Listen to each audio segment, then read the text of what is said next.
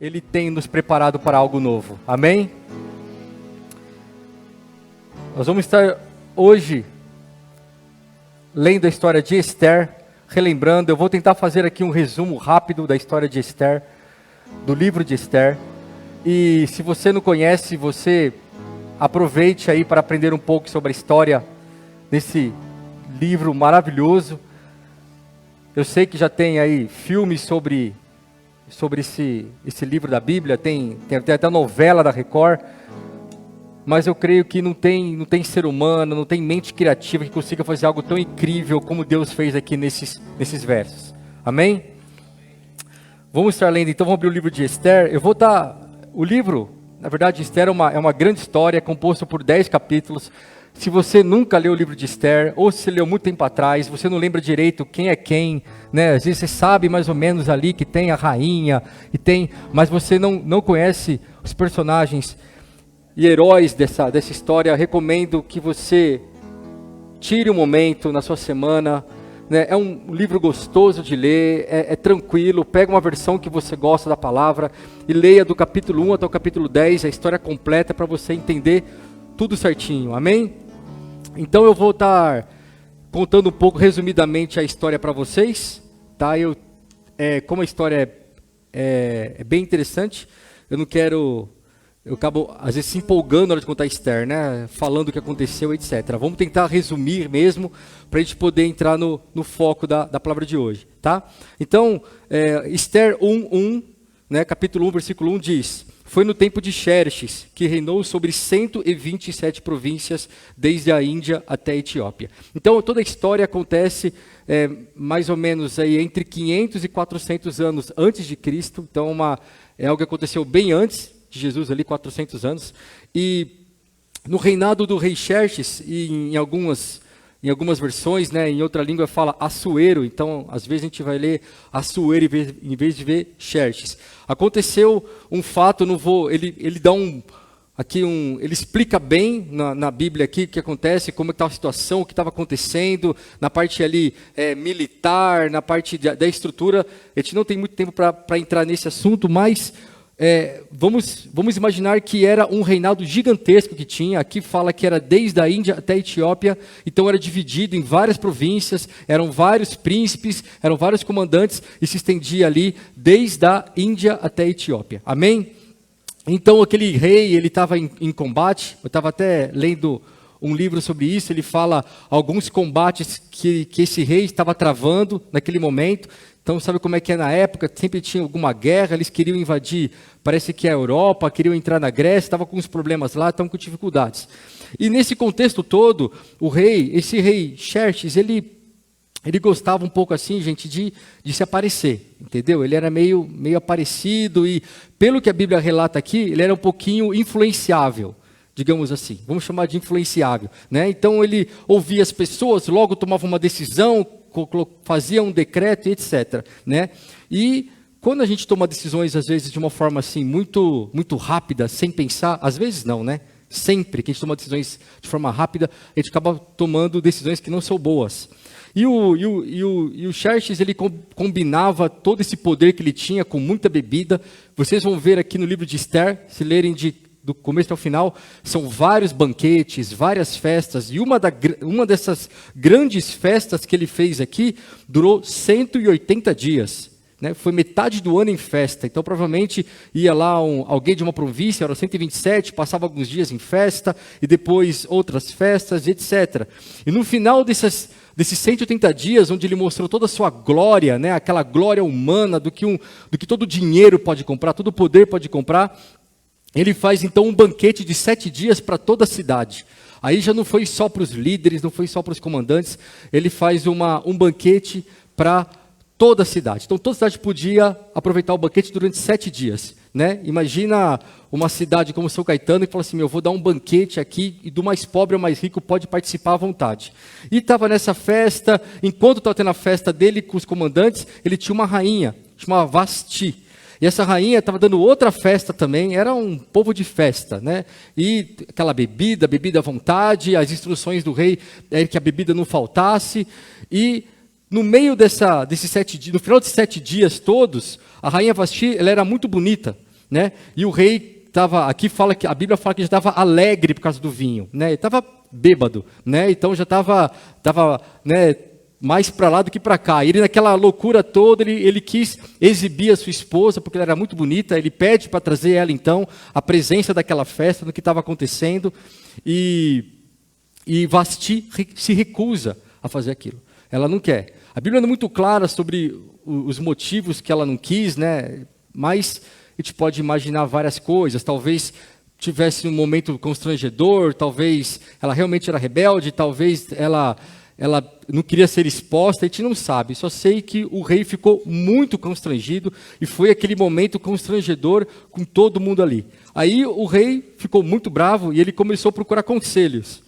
E quando a gente procura conselhos, gente, tem que procurar pessoas que são homens e mulheres de Deus, senão a gente ouve conselhos que enchem o nosso ego, enche de repente o que a gente quer ouvir, fala o que a gente quer ouvir, mas que, na verdade, não é o melhor conselho. E os conselheiros naquela época ali, que estavam com ele, falaram assim, não, realmente isso aí que a Vasti fez foi terrível, e não foi só terrível com você, foi terrível com todos os homens do reino, porque agora se todas as mulheres quiserem fazer isso é uma bagunça, e ele falou assim, o que eu faço então? E eles falaram o seguinte, vamos fazer o seguinte, vamos tirar ela como rainha, vamos depor como rainha. E tiraram Vasti como rainha. Então, Vasti não era mais a rainha. E passou um tempo, né? Passou um tempo e o rei estava ali meio triste, né? O que queria fazer e foi resolvido. Então, estou encurtando bastante a história, tá? Foi resolvido então que eles iam trazer as mais belas mulheres do reino, iam buscar em todas essas províncias as mais belas mulheres, para poder, então, montar um harém ali para o rei, que seria as mulheres que estariam à disposição dele, e todas as mulheres passariam lá por um ano de preparação, de embelezamento, e o rei iria escolher quem seria a nova rainha deles. Amém? Glória a Deus. Então, nesse contexto todo, a gente tem, eu separei aqui o versículo, um outro personagem, que, gente, ele é tão importante, esse personagem, ele é tão importante que eu acho que se o livro tivesse o nome dele, estaria perfeito. Se é Mardoqueu. Mardoqueu, gente, ele está em toda essa história, ele está participando ali. É claro que Esther é a protagonista, mas a gente vai ver aqui que em vários momentos foi Mardoqueu que acabou ali auxiliando, exortando ela. Então, no capítulo 2, versículo 7, vamos ler Esther 2, 7. Mardoqueu tinha uma prima chamada Hadassa, que havia sido criada por ele, por não ter pai nem mãe. E essa moça, também conhecida como Esther, era atraente e muito bonita. E Mardoqueu a havia tomado como filha quando o pai e a mãe dela morreram. Então Mardoqueu era primo dela, mas era mais velho e acabou adotando ela como filha. Então Mardoqueu tinha uma relação de filha, porque ela era órfã. Quando a ordem e o decreto do rei foram proclamados, muitas moças foram trazidas à cidadela de Suzã e colocadas sob os cuidados de Hegai. Esther também foi trazida ao palácio do rei e confiada a Hegai, encarregado do harém. A moça o agradou e ele a favoreceu. Então, nesse bolo todo que estava ali de mulheres que iam fazer parte desse, vamos dizer assim, né, um grande concurso, né, para ver quem que seria a mulher escolhida pelo rei, Esther está lá no meio de todo mundo. E no 10 tem uma informação importante para a gente aqui. Olha, vamos ler o 2:10. Esther não tinha revelado a que povo pertencia, nem a origem da sua família, pois Mardoqueu havia proibido de fazê-lo. Então Mardoqueu orientou ela, falou assim, olha, você vai, mas nosso povo aqui, muita gente odeia o nosso povo, você vai se infiltrar lá, você vai estar junto, mas não fala que você é judia, não fala que eu sou judeu. Ele escondeu isso. E passa mais um tempo, e acontece todo o processo, e então Esther é aprovada e se torna a rainha. Isso aqui está no versículo 17, 2:17. O rei gostou mais de Esther do que de qualquer outra mulher. Ela foi favorecida por ele e ganhou sua aprovação mais do que qualquer das outras virgens. Então ele colocou nela uma coroa real e a tornou a rainha em lugar de Vasti. Né? E depois dá um grande banquete, como sempre, o rei muito festeiro, e vai dar uma festa comemorando tudo isso. Então, Um povo que está ali, um povo que está, um povo judeu que está ali, de repente tem uma pessoa em segredo que está dentro do palácio do rei. Amém? Deu para entender até aqui, tudo bem? Certo. Aí acontece uma coisa, gente, que se fosse num filme, pareceria de repente que está uma coisa meio paralela acontecendo, uma história que está acontecendo ali que não tem muito a ver com Esther, mas que depois a gente vai descobrir que fazia tudo parte do plano de Deus. Mardoqueu, como ele tinha Esther como filha, ele estava sempre por ali. Ele passava pelo pátio, ele olhava, né, ele via como as coisas estão. Provavelmente não tinha muito contato de conversar com ela, né, mas talvez, não sei, estou imaginando, via de longe, conversava com pessoas que tinham acesso a ela, interagiam. Então ele era alguém que dá a entender na Bíblia que ele estava, de certa forma, até meio que já ali, constante ali próximo do palácio. E um dia, Mardoqueu estava ali ouvindo, etc., e ele descobriu uma conspiração para matar o rei. Ele descobriu que tinha duas pessoas que queriam matar o rei. E aí ele fez o quê? Ele chamou Esther, falou para Esther, Esther, tem uma armadilha sendo colocada, é tal e tal pessoa. A Esther foi lá, falou para o rei, né, falou que era Mardoqueu, que tinha divulgado. O rei fez ali uma investigação, ele fez uma verificação, foi comprovado que realmente eram traidores e eles foram punidos ali. E Mardoqueu, então, ele, vamos dizer assim, ele leva a honra ali do que aconteceu, mas só no nome mesmo, porque não ganhou nada com isso. Não teve ali um banquete para ele, não teve nada. Mas, de certa forma, foi bom por quê? Porque naquela época, a gente não tinha registro de foto, não tinha nada disso. Então, como é que o rei registrava as coisas? Ele tinha lá os escribas lá que ficavam anotando, escrevendo a história do que acontecia, os dias do rei. E aquela história do Mardoqueu foi inclusa ali. Amém? E toca a vida, passa alguns anos, e as coisas vão acontecendo, se eu não me engano são 4 anos, e surge alguém também importante nessa história, que se chama Amã. Repita comigo, Amã. E Amã, ele era muito rico e poderoso. Muito rico e poderoso. E Amã, ele ganhou a graça do rei Xerxes. O rei Xerxes pegou ele e colocou ele como se fosse hoje um primeiro-ministro. Ele era a segunda pessoa mais poderosa que tinha. Ele pegou de todos os conselheiros que ele tinha, ele colocou Amã em primeiro lugar. E Amã, se o Xerxes era arrogante, Amã então era terrível. Tanto que quando Amã estava em algum lugar, ele passava, ele exigia que as pessoas se prostrassem para ele. As pessoas fizessem reverência para ele. Então é um cara que tinha, pelo que a Bíblia conta aqui, depois do que vai acontecendo, ele tinha um ego absurdo. E aí, quando Amã passava nos lugares, Mardoqueu, lembra que estava sempre ali perto do palácio, ele estava ali, ele se passava, Mardoqueu, ele não se dobrava para Amã. A Bíblia não é muito clara porque ele se dobrava para Amã, porque não era no sentido de adoração, né? Era no sentido de reverência ali, no sentido de respeito, mas provavelmente Mardoqueu sabia quem que era o povo dele e aquela rixa que tinha com os judeus. E as pessoas foram lá perguntar para Mardoqueu, por que você não se prostra quando vem aí Amã? O que está acontecendo? E aí Mardoqueu meio que ele falou, porque eu sou judeu, não dá, eu não vou fazer isso, né? E acabou se explicando ali. E o pessoal, né, como as pessoas adoram colocar, né, fogo no parquinho, agora ver um barraco, uma coisa, foram lá e falaram para o Amã, Amã, você é muito bom, você é muito poderoso, né? Tô ilustrando aqui, mas tem um cara lá que não se prostra quando você passa, entendeu? Tem um cara lá que ele não aceita você não. E aí então Amã fica muito bravo, ele fica muito bravo. Só que nisso ele descobre que Mardoqueu, ele era judeu. Então, Amã fala assim, sabe de uma coisa? Eu não quero só matar Amã, eu quero aniquilar. E se eu não me engano, a versão NVI usa essa palavra. Eu quero aniquilar. Não, aqui fala exterminar. Amã procurou uma forma de exterminar todos os judeus. Era um extermínio mesmo.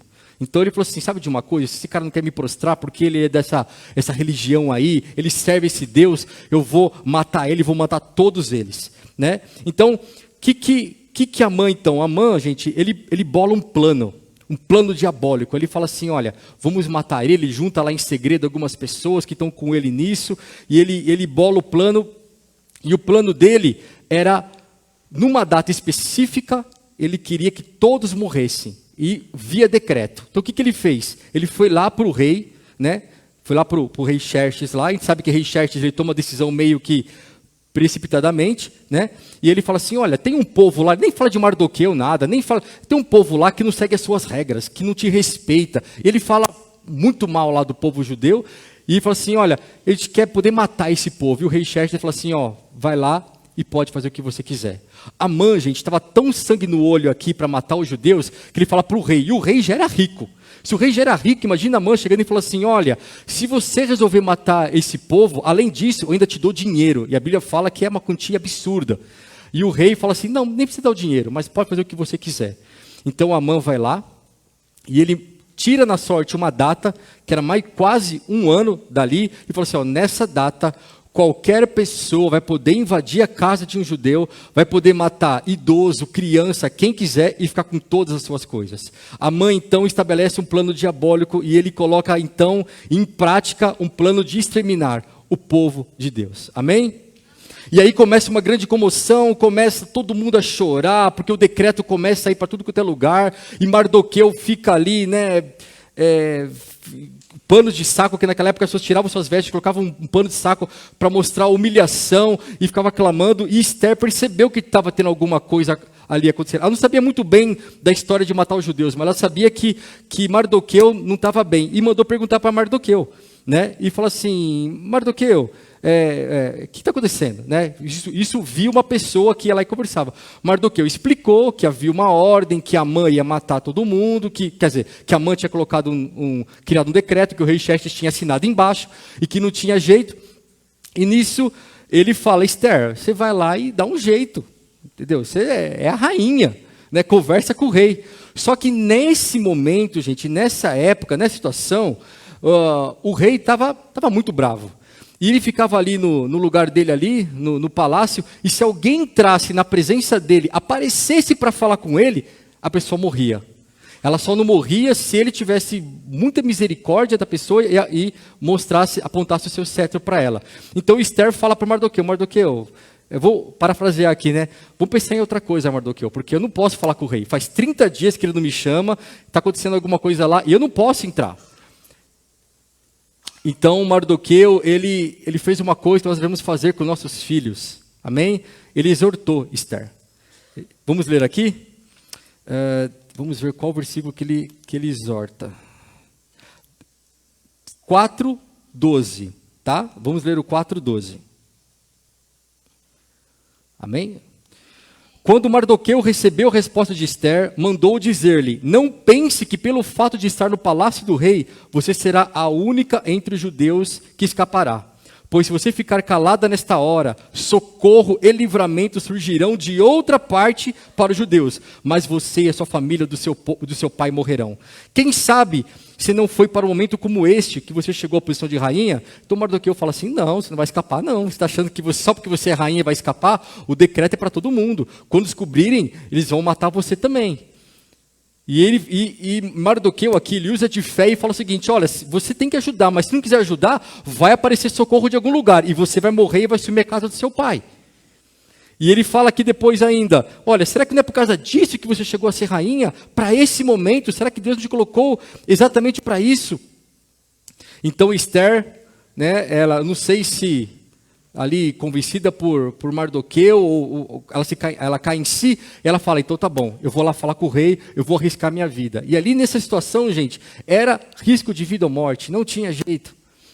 Então ela fala para Mardoqueu, olha, eu vou na presença do rei, mas faz o seguinte, Mardoqueu, pega o pessoal aí, chama todo mundo e vamos jejuar 3 dias. Vocês jejuam aí, eu jejuo aqui. No final de 3 dias, eu vou encontrar o rei e vou conversar com ele. Amém? Até aqui tudo bem, gente? Tudo bem. Glória a Deus. Eu sei que a história é um pouco longa, mas ela é importante para a gente entender. Então, Esther jejua 3 dias e ela vai, então, se encontrar com o rei. E a Bíblia fala que quando o rei vê ela, ele tem misericórdia, ele estende o cetro para ela. E ele fala assim, Esther, o que você quer? Mesmo pode pedir o que você quiser, Esther. Você pode pedir até metade do reino, se você quiser. E Esther fala assim, olha, eu vou falar o que eu quero, ela dá uma enrolada, mas eu quero que você venha um banquete comigo aqui, mais um banquete, mais uma festa. Então ela já tinha preparado o banquete, e ela fala assim, mas rei, traz o Amã junto, traz o Amã. Né? Agora você imagina, gente, o Amã devia estar se achando, porque ele já era o cara mais poderoso. Agora, além de conquistar, né, o rei estava conquistando a rainha também. Então, foi lá, chamou Amã às pressas, e fizeram o banquete, e comeram e beberam. E aí, nessa situação, o rei para tudo e fala assim, vamos lá, Esther, o que você quer? Por que você veio à minha presença? E Esther fala assim, olha, rei, é o seguinte, amanhã eu quero ter mais um banquete para você. E nesse banquete eu quero que você traga Amã e eu vou te falar o que eu quero. Então ela foi deixando aí o rei cada vez mais curioso. Então no dia seguinte seria o dia onde ela iria revelar o plano de Amã. Mas eu estava até lendo um livro, por que Esther guardou tanto, esperou tanto? Porque essa estratégia de chamar para jantar, depois fazer mais um banquete. E eu estava lendo um autor explicar que provavelmente é porque Deus ainda tinha algo para fazer naquele dia, naquele momento, e tinha que acontecer antes de Esther falar. E aconteceu. No dia anterior a esse banquete, onde iria Amã e o rei, ele ficou com insônia. Hoje, quando a gente acorda de noite, a gente, né, pega o celular, tem a televisão, naquela época não tinha nada. Então o que ele fez? Ele acordou, né, e falou assim, ó, vamos fazer o seguinte, chama aí os escribas aí, o pessoal que cuida aí do livro das histórias, me conte alguma história. E sabe qual história foram contar para ele, relembrar o rei? A história de Mardoqueu, que livrou ele da conspiração. Lembra que as pessoas iam matar o rei? Mardoqueu avisou, estava registrado, leram para ele. Ele falou assim, poxa, é verdade, esse Mardoqueu, o que fizeram com ele? Que honra deram para ele por salvar o rei? Aí falaram, olha, rei, não fizeram nada, não aconteceu nada com ele.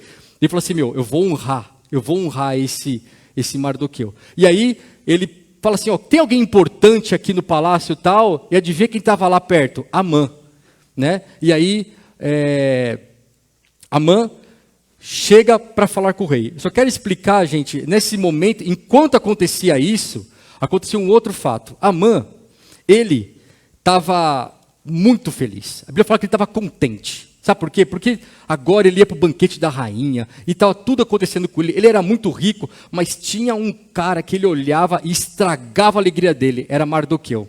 E ele chega lá para a família dele, chega lá para as pessoas e fala assim, olha gente, está tudo perfeito comigo, amanhã eu vou ter um banquete e está tudo maravilhoso, mas eu tenho um problema. Mardoqueu, aquele cara estraga tudo. Ele fala assim, faz o seguinte, né? É como, eu acho que, parafraseando aqui, assim, ó, nem espera o decreto chegar daqui a alguns meses, nem espera. Faz o seguinte, vamos expor o que acontece, né?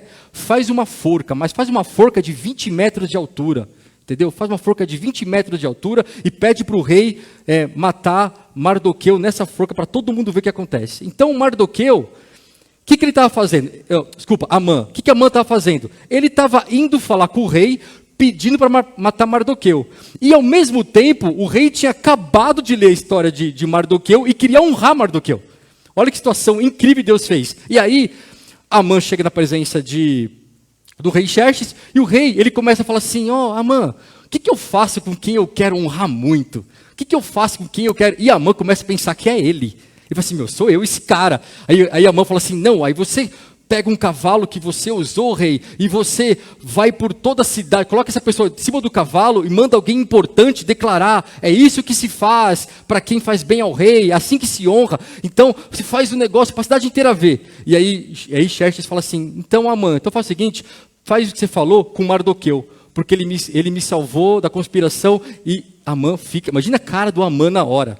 Ele estava lá para falar que queria matar Mardoqueu, e ele vai ter que fazer o quê? Porque o rei fala assim, então Amã, vai você gritando do lado do cavalo para toda a cidade, dizendo que foi Mardoqueu que o rei quer honrar. Então Mardoqueu foi lá, ele estava com a forca preparada, tudo certinho para matar Mardoqueu, ele já estava ali já com a sua conspiração pronta. Deus dá uma insônia para o rei Xerxes, ele tem que ler o livro, ele lembra da história, resolve honrar Mardoqueu. Mas daí Mardoqueu, ele volta, a Bíblia fala que Amã volta acabado. Imagina a cara do Amã. Ele chega lá na casa dele, ele vai contar aquilo tudo, ele vai explicar que humilhação. O cara que ele mais odeia, ele teve que honrar. O cara que ele mais odeia, ele teve que andar ao lado dele falando e tal. E a Bíblia fala que mal ele teve tempo de se lamentar. Porque já chega já os soldados e fala assim, Amã, chegou a hora do banquete. Então imagina, assim, tá bom, pelo menos vou ter o banquete lá com o rei. Então, chega no banquete, tá lá a rainha Esther, tá lá Xerxes e tá lá Amã. E vamos comer, vamos beber, aquela festa toda e etc. E no 7:3, vamos ler o 7:3. O rei, o 7:2, tá? O final do 2. Rainha Esther, qual é o seu pedido? Você será atendida. Qual o seu desejo? Mesmo que seja metade do reino, isso será concedido a você. Então, tendo banquete, o rei Xerxes olha para Esther e fala assim, Esther, vamos lá, o que você quer afinal? E o versículo 3, ela explica então. Então a rainha Esther respondeu, se eu posso contar com o favor do rei, e se isso lhe agrada, poupe a minha vida e a vida do meu povo. Este é meu pedido e o meu desejo. Pois eu e o meu povo fomos vendidos para destruição, morte e aniquilação. Se apenas tivéssemos sido vendidos como escravos e escravas, eu teria ficado em silêncio, porque nenhuma aflição como essa justificaria perturbar o rei. 5. O rei Xerxes perguntou à rainha Esther, quem se atreve a uma coisa dessas? Onde está ele? Imagina a situação, gente. E respondeu Esther no 6, o adversário e inimigo é Amã, esse perverso. Aí, gente, o rei fica furioso, ele sai, a Bíblia fala que ele vai para o jardim, provavelmente estava querendo respirar um pouco, o que estava acontecendo. Nisso Amã viu que a casa caiu, viu que, já era. A pessoa que ele mais odiava, na verdade, era do mesmo povo que a rainha.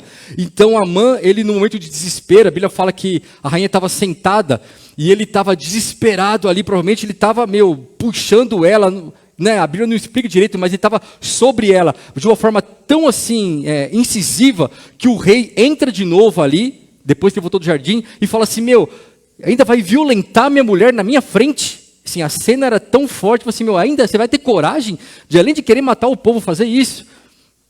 E ele fala assim, não, chega, e mandam prender Amã. E um dos soldados que prende Amã fala para o rei, sabe o que fala para o rei? Rei, é o seguinte, tem uma forca pronta ali do lado ali, o que você acha? E o rei fala assim, pode matar Amã. E Amã é enforcado na própria forca que ele preparou para o homem de Deus Mardoqueu. Amém? A história se desenrola aqui, gente, para o final, mas depois a rainha chega e ela explica a situação e o rei fala que não tem como mudar o decreto, não tem como mudar algo que ele assinou, porém ele pode colocar outro decreto onde, na verdade, os judeus poderiam se defender, poderiam lutar, poderiam se organizar e lutar por suas vidas. E assim aconteceu. Eles venceram essa batalha e foram vitoriosos. Amém? E Mardoqueu foi promovido. Adivinha o lugar de quem? De Amã. Deus colocou ele lá no lugar de Amã e honrou ele. Amém? Então um homem, gente, que era para ser aniquilado, era para ser morto, acaba ficando sendo umas pessoas mais poderosas. Eu quero trazer para a nossa realidade hoje o livro de Esther. Hoje, nós representamos aqui na Bíblia o povo judeu. Nós somos o povo de Deus. Nós somos o povo da nova aliança. E hoje, no Brasil, nós não temos realmente uma ordem, uma restrição contra o nosso culto. Todo mundo está aqui livre. Ninguém foi proibido de entrar aqui. Ninguém foi proibido. Mas o que eu quero trazer nessa noite para os irmãos é que existe sim o espírito de Amã. Quando eu falo espírito de Amã, quer dizer o espírito diabólico, o inimigo agindo por trás, o espírito do anticristo agindo nos dias de hoje no Brasil. No Brasil e no mundo, na verdade. Ele quer nos destruir. O que eu quero falar para os irmãos é que se você é um homem ou mulher de Deus, o espírito de Amã tem uma forca com o teu nome e ele quer te destruir. Quando eu estava ministrando louvor aqui agora, e a Joyce estava ministrando, e ela estava falando para a gente não desistir, para a gente perseverar. Creio que estamos no mesmo espírito, porque esse é o intuito da palavra de hoje. É falar que existe sim uma perseguição acontecendo contra nós. Ela, por enquanto, é velada, ela é escondida, ela tá em conceitos, mas influenciadores, a mídia, as pessoas poderosas já estão se organizando para aniquilar o povo de Deus. Provavelmente não vai ser uma perseguição física como ela é em outros países. Provavelmente, por enquanto, não. Mas é uma perseguição cultural. É uma perseguição de princípios. Os princípios que você quer. Eu vou dar um exemplo para você. Você vai entender. Há 10 anos atrás, algumas coisas que você lia na Bíblia e você pregava, você podia pregar à vontade. Hoje, o culto continua aberto. Mas será que tudo que está aqui a gente pode pregar ao vivo na internet? O que vai acontecer se você pregar integralmente isso daqui? Vão te acusar de muitas coisas. Vão te acusar de muitas coisas. E assim como Amã trabalhou junto ao alto escalão, assim como Amã, ele trabalhou junto ao rei para montar um decreto que fosse para aniquilar. Hoje nós temos pessoas no poder trabalhando em decretos também, que no futuro vão nos aniquilar. Pessoas trabalhando em decretos, pessoas trabalhando em estratégias. Tudo que você assiste na televisão, TV aberta, Netflix, cinema, se você ligar a televisão de noite no jornal, ou de manhã no programa de variedades, tem pessoas que estão construindo aquilo, pensando aquilo. Nada é por acaso. Eles querem destruir nossos princípios, querem destruir a família, eles querem aniquilar tudo o que lembre o Evangelho. Enquanto nós estamos, às vezes, adormecidos, vindo num culto, que bênção, glória a Deus, domingo que vem eu volto, o inimigo está lá, trabalhando, montando tudo. Existe uma forca com o teu nome, meu irmão. Você que é pai, tem uma forca com o nome da sua filha, com o seu filho.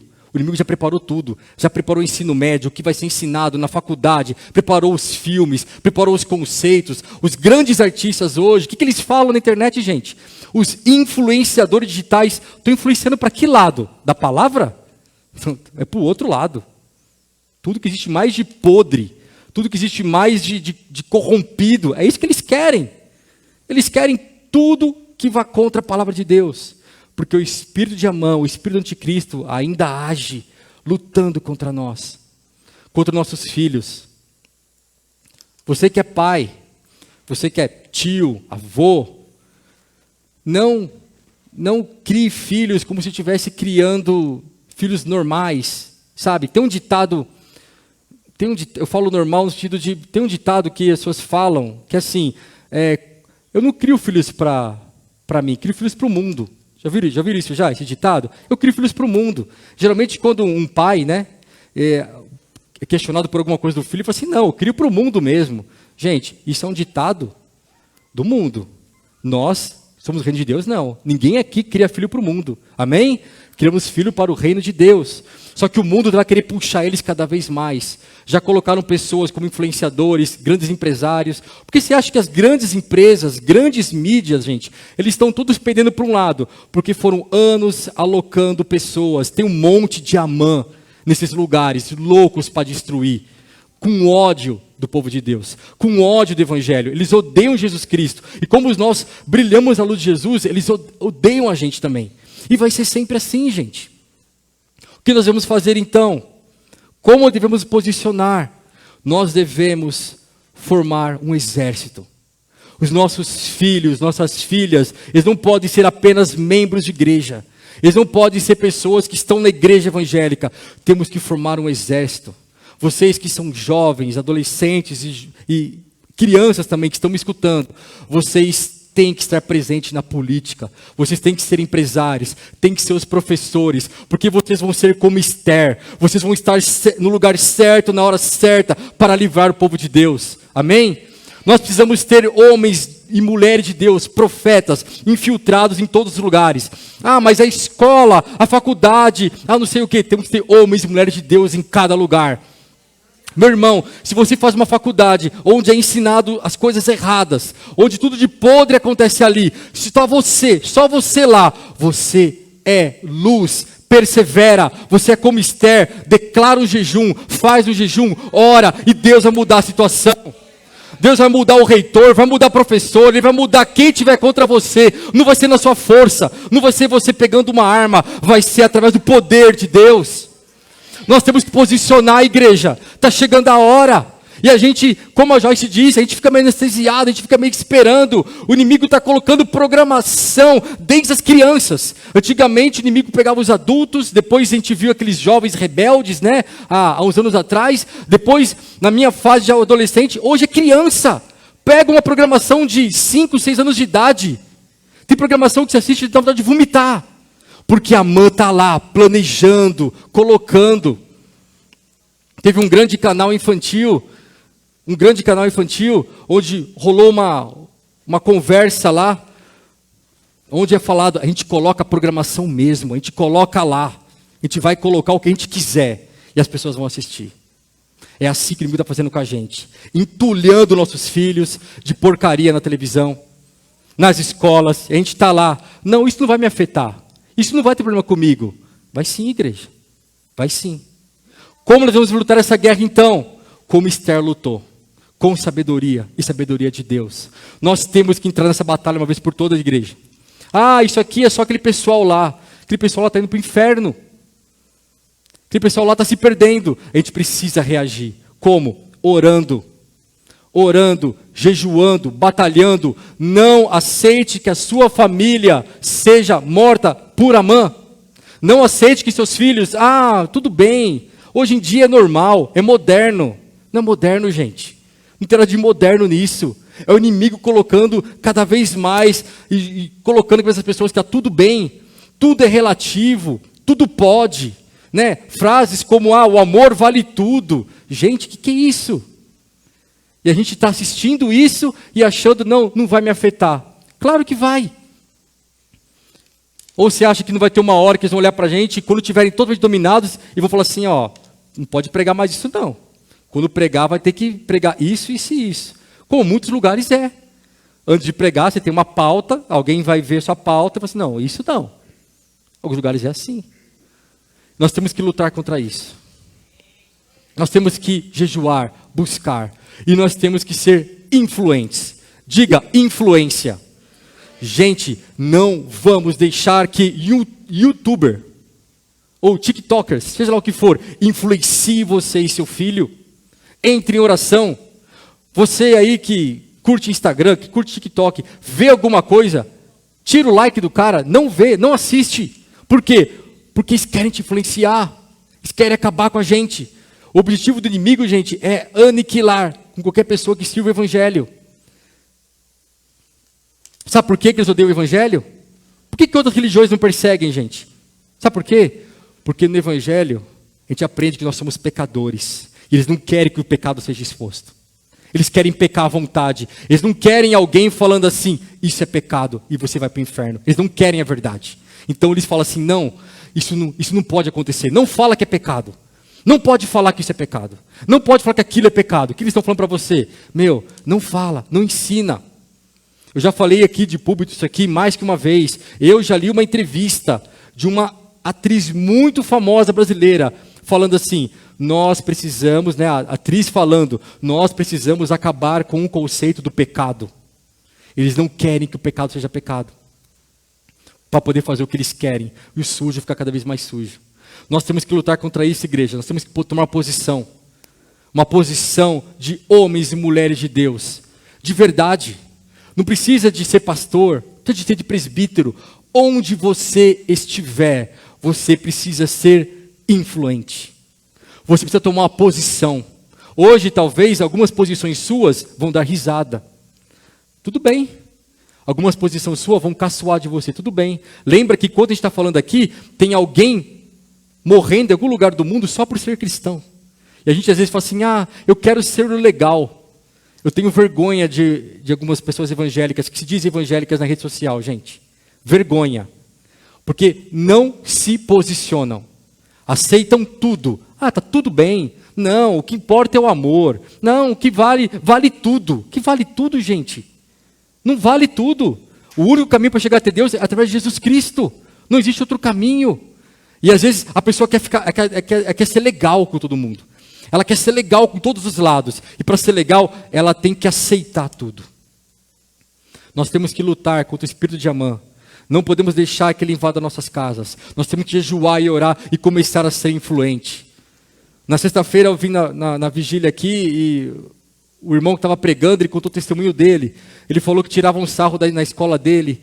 Ele falou que riam dele, caçoavam, estava uma perseguiçãozinha na escola lá. Sabe o que ele fez? Ele falou, comecei a orar, a orar, a orar. Ele orava todo dia. Ele no banheiro da escola ele orava, ele orava, ele orava. E ele falou assim que teve um dia lá que Deus usou ele e uma pessoa foi salva, outro dia foi uma pessoa ser salva e de repente tinha um grupo lá orando, buscando a Deus. Houve salvação e houve avivamento, porque alguém se dispôs a fazer a diferença. Se você está no seu trabalho, onde você estiver, ou na sua escola, Deus não colocou você lá à toa. Eu quero falar o que Mardoqueu falou aqui para Esther. Será que você não está lá justamente para esse momento, para esta hora? Para poder ser influente? Não ceda, não abaixe a cabeça, não se curve para Amã, porque é que o mundo quer que faça. O artista vem famoso, 30 milhões de seguidores, todo mundo se curva, todo mundo se prostra. Nós não, nós temos a palavra de Deus, amém? Vamos ficar até o final, e se vier perseguição, vamos enfrentar perseguição, porque é isso que acontece no mundo. Estamos aqui mal acostumados e estamos achando que está tudo bem. E não está tudo bem. Essa mensagem é uma mensagem de alerta. Nós precisamos sim ser influentes. Nossos filhos, nossas filhas têm que ter posição de influência. Amém? Aleluia. Eu queria orar com os irmãos agora, já encerrando. E eu queria dizer que as portas do inferno não prevalecem contra a igreja. O inimigo, ele quer vender uma ideia que está tudo perdido, que nós somos minoria, que já fomos derrotados, mas as portas do inferno não prevalecerão. Se nós tomarmos uma posição como igreja, não é você com o seu discurso bom, não é você que sabe a Bíblia completa, é você se posicionando como igreja de Cristo. Quando você está numa escola, quando um professor te afronta numa sala de aula, e toma posição, você não é um homem ou mulher levantando e toma posição, você é igreja. É diferente, é uma outra posição, é algo espiritual acontecendo. Isso abala o inferno. Abala o inferno. Quando você é pai, você é avô, você é tio, você dobra o seu joelho e fala assim, eu não aceito que meu filho se perca. Você está abalando o inferno. O teu jejum e a tua oração vai destruir o inferno. E aquela armadilha feita para o seu filho, aquela escola onde é ensinado conceitos errados. Um dia vai ter lá a célula acontecendo, grupo de evangelismo acontecendo, que Deus será glorificado. Amém? Eu entendo, gente, que essa guerra é para todos. É para todos. Mas ela é, em especial, para quem ainda é novo, está sendo bombardeado com conceitos destrutivos. Vão querer te convencer de tudo. Que pode matar criança, que vale aborto, que vale tudo. Temos que estar firmes na palavra. Amém? Eu gostaria de fazer aqui um ato profético. Por que um ato profético? Porque ele representa algo. Eu queria chamar aqui, à frente, todos os que têm até 25 anos de idade. Por favor, venham aqui na frente. Os que têm até 25. Tá? Um grupo. Vamos formar aqui na frente. Vocês vão representar uma geração que é bombardeada pelo inimigo. Pode vir, não precisa ter vergonha, gente. Gente, o influenciador lá no Instagram não tem vergonha de nada. Ele defende a droga, ele defende a pornografia, ele não tem vergonha. Vão ter vergonha por quê? Se você é visitante e não quiser vir, fique à vontade, tá bom? Mas se você foi tocado pela palavra e você entende que Deus está falando com você também hoje, e você entende que seu povo é o povo de Deus, você pode vir à frente também. Se tem pessoas aqui hoje, reunidas aqui no templo, que não tem até 25, mas que entende que essa palavra também é para você, para a perseguição que está passando, pode vir à frente também. Amém? Quero falar com cada um de vocês aqui na frente. O inimigo vai fazer tudo que ele pode para convencer vocês de que isso aqui é uma coisa antiquada. Isso aqui é uma mentira, é coisa dos seus pais. Não precisa levar tão a sério. Amã se organizou, ele se preparou, ele colocou professores, ele botou toda uma estrutura para destruir vocês. Mas agora vamos levantar nossas mãos. E vocês não estão, eu vou orar por vocês, vocês vão representar toda essa geração de adolescentes, de jovens. Amém? Vou botar nossas mãos. Pedir para todos ficar de pé agora. Pedir aqui para os intercessores virem para frente, intercessores, por favor, os presbíteros, nós vamos orar agora. Eles vão representar uma geração que vai ser a linha de frente da nossa batalha. Amém? A linha de frente. Vocês vão ser os primeiros a levar o combate. O primeiro a ser acaçoado lá na frente, tirado do sarro. Não se abalem. Não se abalem, porque Amã não vai vencer essa batalha. Aqueles que estão conspirando contra vocês, que querem destruir vocês, eles vão ser mortos no seu lugar. Amém? Vou chamar o presbítero Tony agora aqui para estar orando. Pastor Tony, desculpa. Para estar orando, os presbíteros para estarem aqui, intercessores. Por favor, vamos levantar o clamor, igreja. Você que é pai, não forme filhos, forme um exército. Porque quando ele entrar na escola lá, é um exército contra eles. É um exército. Um dia eu perguntei para um homem de Deus que vive na Índia. E eu falei assim, como é que você faz para os membros ficarem na igreja? Porque é perseguição. Está no culto, alguém pode entrar e bater em você. E está tudo bem. Como é que você faz? Sabe o que falou para mim? Ele falou assim, eu não faço membros de igreja. Eu faço guerreiros, um exército. É isso que nós vamos fazer também. Gente, esse mundo ficou lá anos 70, anos 80, anos 90, se organizando para destruir essa geração. Mas essa geração vai se levantar com jejum e oração. Nós seremos os profetas. Nós vamos clamar ao Senhor e nós vamos ganhar alma. Para cada professor que se levantar contra vocês, para cada homem que se levantar contra vocês, nós vamos abrir uma célula, ter um ponto de pregação. Vamos ganhar almas.